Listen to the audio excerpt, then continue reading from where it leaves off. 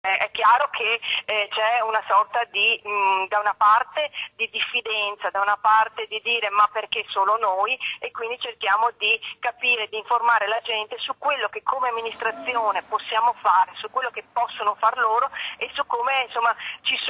siamo in una situazione in cui i rapporti vengono gestiti direttamente, cooperativa, proprietario e prefettura. Anche Ponzano dice basta ai migranti e lo fa all'indomani dei nuovi arrivi di questo centro di accoglienza di via Antiga Sud. Ci siamo trovati con questa nuova struttura anche in tempi molto rapidi appunto a gestire e a governare questi ultimi nuovi arrivi che ci sono stati anche effettuati in tempi molto stretti e molto rapidi. Originariamente una casa di riposo, tutt'oggi la struttura ospita poco meno di una ventina di persone, tutte o quasi giovani donne, un numero decisamente superiore rispetto a quanto la struttura possa accogliere. È stata superata, da quello che mi dice anche la prefettura, di circa una decina ed effettivamente anche quell'alloggio, stando agli standard abitativi normali, chiamiamoli così, di residenza, più di una decina di persone non potevano essere accolte. La siepe alta rende il senso di separazione rispetto al resto del borgo tra Merlengo e la Postumia, attorno a case vecchie, disabitate ed altre dove comunque la gente non ha voglia di parlare,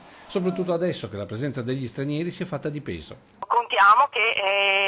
si torni a garantire quel rispetto di quegli accordi che sono stati fatti tra l'associazione dei comuni e il Ministero,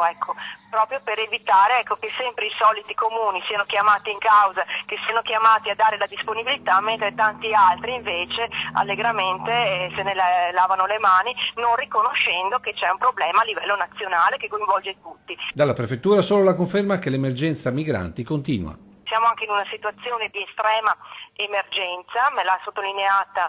più volte anche il prefetto, per cui contiamo sul fatto che una volta che sia, non dico terminata, ma che si sia fatta meno pressante questa emergenza, si ritorni sui numeri che sono concordati.